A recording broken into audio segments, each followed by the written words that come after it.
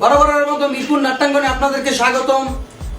আমরা আজকে বিশ্বকাপের আজকে যে আমাদের বাংলাদেশের খেলাটি হলো ইন্ডিয়ার সাথে, সেই খেলায় যে বাটপারি হয়েছে তা নিয়ে আমরা হাজির হয়ে গেছি একটি অসাধারণ ভিডিও নিয়ে। এবং এই ভিডিও দেখলে আপনারা বুঝতে যাবেন যে কি পরিমাণের বাটপারি হয়েছে খেলার মধ্যে। এই আপনারা ভিডিও না দেখলে বুঝবেন না ভাই। মানুষে ফেসবুকের মধ্যে অনেক স্ট্যাটাস দিতে আছে, অনেকে টুইটারে স্ট্যাটাস দিতে আছে, কিন্তু আমরা চিন্তা করছি একটা ভিডিওর মাধ্যমে আপনাদেরকে একদম সুষ্ঠুভাবে এই ভুল ত্রুটিগুলো এবং বাটপারিগুলো আমরা আপনাদের চোখের মধ্যে ধরাইয়ে দেব।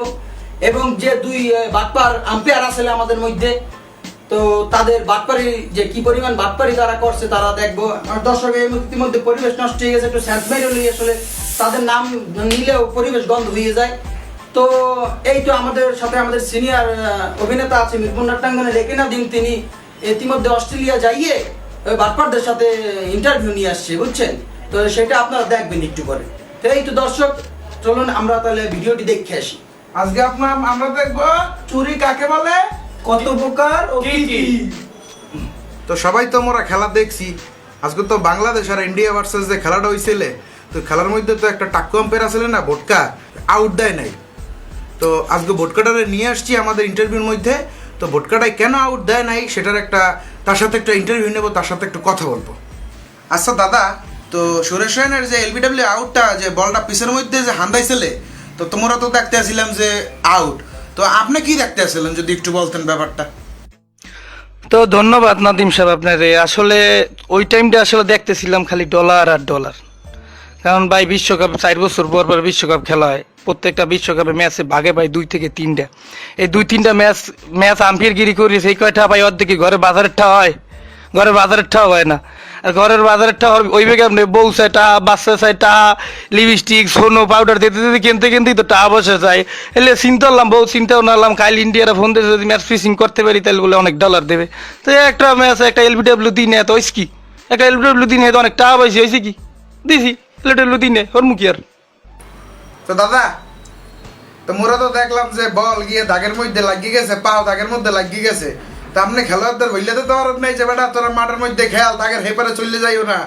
মোরা তো দেখতে পারছিলাম যে পুরো 6, আপনি তো সেটা আউট দিয়ে দিয়েছেন। তো এমন করলে কি হইবে? আপনি কি খালি চোখের মধ্যে খালি ডলার দেখেন? হ্যাঁ, আউট দিয়ে দেন, 6 আউট দিয়ে দেন, চোখের মধ্যে তো খালি ডলার আর ডলার। কত ডলার লইছেন? দন্ড হয়েছেন? আরে ভাই নাদিম ভাই, গঙ্গা মুখা গঙ্গা হয়েছি আমি তো কইছি যে তোরা মাঠের ভিতরে বল ধরিস, মাঠের বাইরে দিয়ে ধরবটর বসো। ওরা যে যাইয়ে বলটা যাইয়ে হামুদ করে মাঠের বাইরে দিয়ে ধরিয়া চিত্রে অকুলে পড়ি পরে আবার একুলে বলটা যে ধরছে, তাই আমি ওর মুখে আমার তো দেওয়া দরকার আউট। আমি তো 6 দিলে তো আমার হইবে না, 6 দিলে হইবে। কইছি শিখর দেন বারবার কইছি যে তুই ওকুলে যাইস না গেছে। তো আমার তো 6 দিলে তো হইবে না ভাই, আমার তো দিতে হবে আউট। হ্যাঁ না আউট দিছি ভাই, কি করবো? প্রত্যেক খেলায় আউট 6 জুম করে দেয়, আজকে খেলায় জুম করে দেয় না। আপনি কি বুঝেন না? এই প্রশ্ন বারবার করেন কে? এটা প্রশ্নটা আর করেন না, আল্লাহর রাস্তে মাফ করেন। তো দর্শক, এতক্ষণ তো মোরা তো টাকুটার ইন্টারভিউ শুনছি।